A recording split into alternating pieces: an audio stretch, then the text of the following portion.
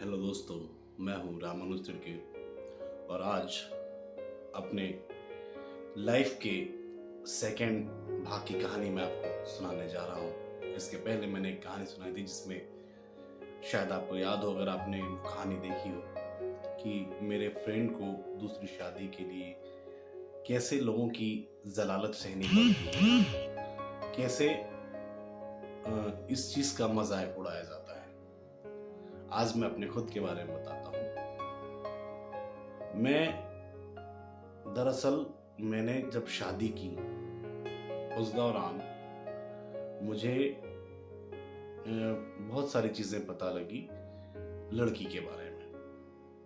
अब कैसा होता है कि मैंने एक चीज़ ये देखा है कि अगर आप ज़रूरत से ज़्यादा अच्छे हो, तो आपके साथ ज़रूर बुरा किया जाता है। आपकी ईमानदारी का, आपकी सच्चाई का फ़ायदा उठाया जाता है। मेरे साथ यही चीज़ हुई। कोर्ट में केस चल रहे हैं और एक्चुअली निर्णय आधे तक के लोग जिस प्रकार से कहते हैं कि अगर आप सही हो तो फैसला आपके पक्ष में आएगा, आपको न्याय ज़रूर मिलेगा। लेकिन एक चीज़ है कि इस न्याय को पाने के लिए जो लड़ाई लड़ी जाती है, जो इतनी लंबी प्रोसेस चलती है, दरअसल वह भी एक निर्दोष आदमी के ऊपर अन्याय है। अच्छा, सबसे बड़ी चीज़ ये कि लड़कियों के लिए बहुत सारे कानून बना दिए गए। मेरे केस की बात मैं आपको बताता हूँ।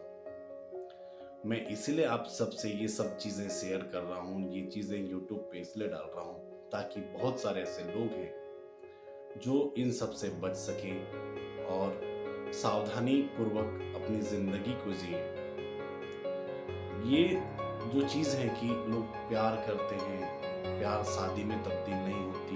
कुछ लोग शादी भी कर लेते हैं, या फिर कुछ लोगों को ऐसा है उनकी ज़िंदगी में प्यार नहीं आता और वो लोग शादी करते हैं और सोचते हैं कि मैं अपने लाइफ पार्टनर से ही शादी करके उससे ही प्यार करूँगा। ठीक। मेरे साथ वाक़या ये हुआ कि मैंने शादी की। लड़की महाराष्ट्र से बिलॉन्ग करती है, पूरी डिटेल नहीं बताऊँगा। दरअसल उसके बाद ये हुआ कि सगाई के बाद मेरी लड़की से बातचीत वगैरह चालू हुई। मैंने बहुत सारी चीज़ें शेयर की, उसने बहुत सारी चीज़ें शेयर की। उसने अपने बारे में बताया कि उसके पास्ट में कैसे-कैसे अफ़ेयर थे। उस चीज़ की भी मेरे पास रिकॉर्डिंग है। और लेकिन अब वो रिकॉर्डिंग मुझे ऐसा लगता है कि जब से वो चीज़ आई है कि विवाहित स्त्री किसी से भी या विवाहित पुरुष किसी से भी संबंध रख सकता है, उसको अवैध नहीं माना जाएगा। ऐसा कानून एक ये कर दिया गया संशोधित करके। लेकिन अपने संविधान में भी बहुत सारे ऐसे कानून हैं या कुछ ऐसे नए कानून बना दिए गए हैं, जिसके कारण महिलाएँ उनका दुरुपयोग करती हैं। मेरे साथ यही चीज़ हुई। मैंने किसी प्रकार से ना दहेज के लिए पीड़ित किया, ना उसके साथ डोमेस्टिक वायलेंस किया। एक्चुअली उसका जो अफ़ेयर था, उस चीज़ को लेकर के जब वो चीज़ तो मुझे पता चल गई, लेकिन जब मुझे पता चला शादी के बाद, जब हम लोग थे, कि उसके बॉयफ्रेंड ने उसको कॉल किया और फिर उसके बाद उसको ब्लैकमेल कर रहा था। उसके बाद क्या हुआ कि वह मेरे घर से चली गई। वो ये बात बोल कर के लेके गए उसके परिजन कि वो पूर्णिमा के बाद उसको ले जाना चाह रहे हैं पूर्णिमा के लिए, और फिर लाकर आप लेने आ जाना, फिर छोड़ देंगे। लेकिन यकीन करो, हुआ ये कि जब जिस दिन वो गए, उस दिन रात में मैंने उसको फ़ोन लगाया कि आप पहुँचे या नहीं पहुँचे, आप कहाँ तक हो? जबकि मैंने सब चीज़ उसका पास्ट पता होने के बावजूद भी उसको हर तरीके से खुश करने की कोशिश की थी। वो जैसा बोली वैसा मैंने उसके लिए दोनों टाइम बर्तन धोए, बर्तन साफ़ किए। वह मैं न्यूज़ बनाते थे इस समय भी। अगर वो मुझे कहती थी कि दाल में तड़का लगा दो, आपके हाथ की दाल अच्छी रहती है, तो मैं न्यूज़ छोड़ कर के उसके लिए दाल का तड़का मार रहता था। सब्ज़ी काटना, रोटी बेलना, उसके साथ में उसको ये करता था, सहयोग करता था। उसके बावजूद जब वो वहाँ गई, तो उसका व्यवहार बहुत परिवर्तित रहा। जैसे ही गई वो घर से, उसके बाद शाम में जब मैंने फ़ोन लगाया कि आप पहुँच गए क्या? तो वो रोने लगी। आप देखिए, यहाँ से एक रूपरेखा बननी शुरू हो गई थी और उसमें उसकी माँ ने सपोर्ट किया। जब वो लोग घर पहुँचे तो उसके भाई ने सपोर्ट किया। मैंने फ़ोन लगाया तो ढंग से रिप्लाई नहीं, मेरे पास रिकॉर्डिंग्स थी, मैंने थाने में शिकायत की, लेकिन आप यकीन मानो उस चीज़ के बावजूद भी सभी लोग निहत्थे थे, मजबूर थे, जो भी कहूँ। इवन मेरी पुलिस ने भी शिकायत दर्ज यह कहकर नहीं की कि हम लड़की के खिलाफ कुछ नहीं कर सकते। अब मेरे पास ऑप्शन बचता है कि या तो वेट करो या अदालत जाओ, लेकिन अदालत भी किस चीज़ के लिए जाओ कि उसका अफेयर था या कुछ, जबकि कोई बात ही नहीं हुई थी। सभी चीज़ अच्छी चल रही थी, ज़िंदगी अच्छी चल रही थी। जिस दिन वो गई मेरे घर से, अगर उसके साथ अगर मैं गलत करता तो मेरे पास व्हाट्सएप चैटिंग रखी हुई है, उसमें भी कहीं से कहीं तक कि यह ज़िक्र नहीं है कि मैंने उससे या उसके परिवार से दहेज माँगा या कुछ किया। और जिस दिन वो गई, उस दिन मैं यहाँ का एक प्रसिद्ध मंदिर है वारी मंदिर, मैं उसके परिवार के साथ वहाँ गया, हम लोगों ने वहाँ चाय पी, जबकि मैं चाय नहीं पीता उस दिन, पर मैंने चाय भी पी उस दिन उनके साथ और गुलाब जामुन उन्होंने दिया था, प्रसाद के रूप में कहो या स्वल्पाहार के रूप में, वह भी खाए और उसके बाद हम दोनों वापस आए, यहाँ से वो गई थी। लगातार बातें होती रही, लेकिन उसका चिढ़ना और इस टाइप का वो बातों में रहा। उसने मुझे गालियाँ तक दी। फिर उसने मेरे पास्ट को लेकर के खंगालना शुरू किया होगा, कहीं से पता नहीं क्या उसे पता चला और उसने उस चीज़ को मुझे बोला और हमेशा सिर्फ़ इसी चीज़ का ज़िक्र रहा हम दोनों की बातचीत में कि तुम दूसरों की मत सुनो, तुम अपनी सुनो। मैंने फिर उसके जब घर गया, मुझे उसके भाई से पहले भी धमकी मिली थी, बाद में भी धमकी मिली और उसके प्रेमिका भी जब मैंने ज़िक्र किया था, पुलिस में जब अपनी शिकायत दी थी मैंने, क्योंकि वो जिस हिसाब से ब्लैकमेल करती थी मुझे कि मैं अपने बॉयफ्रेंड के साथ शादी कर लूँगी, तुमको छोड़ दूँगी, तुमको फँसा दूँगी, आखिर वही चीज़ हुई। मैंने तकरीबन 3 से 4 बार पुलिस में शिकायत की, उसके यहाँ की भी थाने और एसपी में मैंने भेजा। वहाँ से भी हमको बुलवाया, हमने भी उसे यहाँ थाने में बुलाया पहले, उसके बाद हम लोग वहाँ पे भी गए पुलिस थाने में। लेकिन बावजूद इसके मैं जब देख रहा हूँ कि मैंने जब शिकायत दिया उसके 3 से 4 महीने बाद उन्होंने अपने जगह पे 0 एफआईआर दर्ज की और उसके बाद वो डायरी हमारे यहाँ के थाने में आई और वहाँ पे अपराध दर्ज कर लिया गया। इस पूरे दौरान मैंने जो शिकायत भेजी उसका कोई भी मतलब नहीं निकला। आप जानते हैं सुप्रीम कोर्ट तक एक रिपोर्ट के अनुसार सुप्रीम कोर्ट तक यह मानता है कि 80% मामले झूठे होते हैं। जब 80% मामले झूठे होते हैं, इस चीज को सुप्रीम कोर्ट मानता है, तो माननीय सुप्रीम कोर्ट से यह भी विनती है मेरी कि पुलिस में भी इस चीज को किया जाए कि अगर विवेचना पूरी नहीं होती तो एफआईआर दर्ज न की जाए, किसी की भी शिकायत दर्ज न की जाए। पहले आप विवेचना करें, उसके बाद किसी के भी खिलाफ आप अपराध दर्ज करें। अगर आपकी विवेचना सही है तो आप दर्ज करें। दूसरी चीज, महिलाओं के लिए जो है बहुत सारे कानून हो, तो क्या आप बताइए, क्या महिलाएं ही मानसिक तौर पर प्रताड़ित होती, क्या पुरुष मानसिक तौर पर प्रताड़ित नहीं होता? क्यों नहीं संविधान में परिवर्तन हो, क्यों नहीं कानून में परिवर्तन हो, खासकर पुरुषों के लिए? ये बताइए कि अगर महिला डोमेस्टिक वायलेंस करती है, वो मारपीट करती, तो क्यों नहीं उसके ऊपर अपराध दर्ज होने चाहिए? मैं मानता हूं कि बहुत बार ऐसा होता है और एक्चुअली यह हमारी एक सोच बन गई है कि सदियों से एक्चुअली पुराने समय से जो पुरुषों ने किया, उसको लेकर आज के जो पुरुष हैं वह पूरी तरह प्रताड़ित नजर आते हैं। मैं ये बात खुल के कहता हूँ कि बहुत सारी ऐसी महिलाएं हैं, सभी के बारे में नहीं, बहुत सारी ऐसी महिलाएं हैं जो कानून का दुरुपयोग करती हैं पैसों के लिए। मेरे साथ वही हो रहा है। मैंने जब कोर्ट में कहा कि आप मेरे साथ चलिए, तो वो चलने के लिए तैयार नहीं, वो आने के लिए तैयार नहीं। तो भाई उसका ये कहना था अदालत में कि आप मुझे इनसे पैसे दिलवा दीजिए, मुझे नया काम धंधा शुरू करना है। भाई क्यों? जब अगर आपने शादी की तो आप उसको क्यों नहीं निभा रहे? उसके पास एक भी प्रूफ नहीं है कि मैंने उससे दहेज मांगा, बावजूद इसके मुझे अपना पैसा, समय और दुनिया के ढेर सारे आरोप झेलने पड़ रहे हैं जो कि झूठे हैं और लोग उसका मजाक उड़ाते हैं। वो तो मैंने यूट्यूब में बहुत सारे लोगों के वीडियोस देखे और मोटिवेशनल वीडियोस देखे। मैं हर ऐसे भाई से जो निर्दोष हैं, जो दोषी हैं, उनको तो वास्तव में सजा मिलनी चाहिए।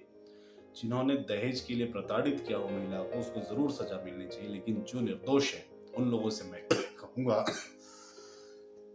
ये डरे बिल्कुल भी नहीं, पूरी ईमानदारी से, पूरी ताकत से न्यायालय में लड़ाई लड़ें और अपने वीडियोस भी डालें कि किस प्रकार आपको प्रताड़ित किया गया, ताकि जितने से ज़्यादा आप वीडियोस डालेंगे, मैं मानता हूं कि एक नई क्रांति लाने में यह सहयोगात्मक रहेगा, ताकि हम एक दूसरे को प्रोत्साहित कर सकें।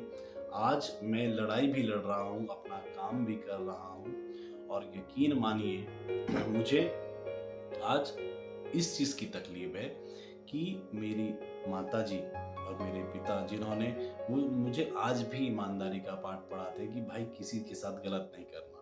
अगर किसी ने आपके साथ गलत किया है तो ऊपर वाला है, उसको सजा जरूर देगा। लेकिन क्या इस चीज की परवाह किसी को नहीं है कि समय कितना बलवान होता है, इतने तेजी से निकल रहा है समय।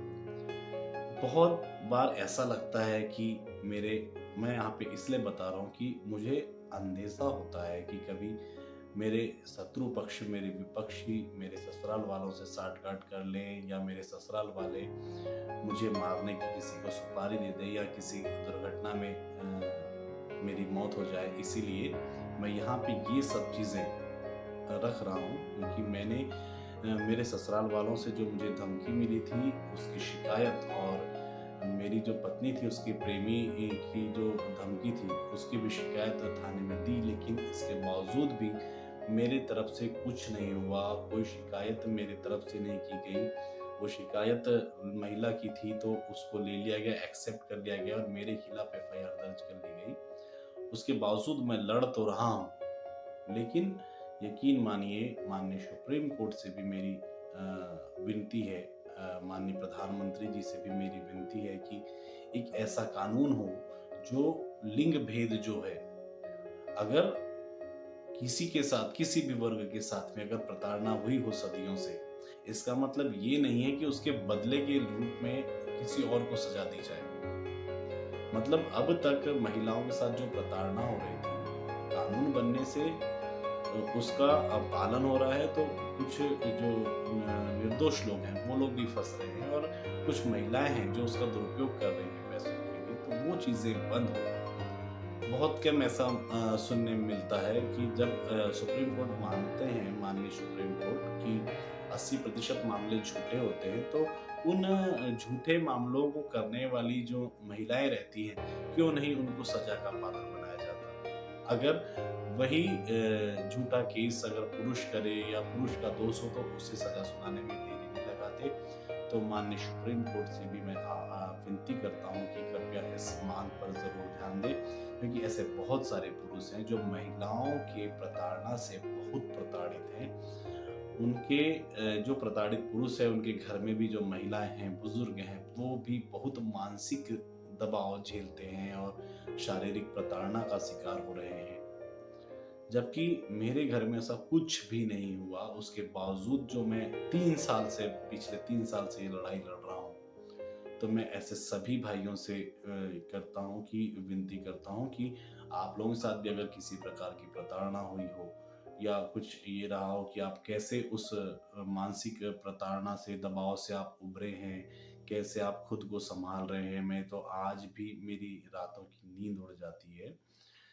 इतना मानसिक प्रताड़ित होने के बावजूद मैं ऐसे, जैसे दुनिया की जो नज़रें हैं, दुनिया कैसे देखती है, हालांकि मुझे इस चीज़ से आज फ़र्क इसलिए नहीं पड़ता क्योंकि मैंने ऊपर वाले पे विश्वास रखा है। मैं न्याय की जो प्रक्रिया है उस पर विश्वास रख करके चल रहा हूँ और केस लड़ रहा हूँ। मैं यकीन करता हूँ कि मेरे पास सुप्रीम कोर्ट की जितनी रूलिंग्स हैं और सुप्रीम कोर्ट के द्वारा जितनी गाइडलाइंस जारी की जाती है, उसके हिसाब से, एक न्यायिक प्रक्रिया के हिसाब से मैं लड़कर जीत हासिल करूंगा। लेकिन इस दौरान मेरा जो समय व्यय होगा, मेरा धन जो नष्ट होगा, जो मैं उधारी से चला रहा हूँ, सब चीजें कर रहा हूँ, तो उस चीज की भरपाई कौन करेगा? ये बड़ा विचारणीय प्रश्न है।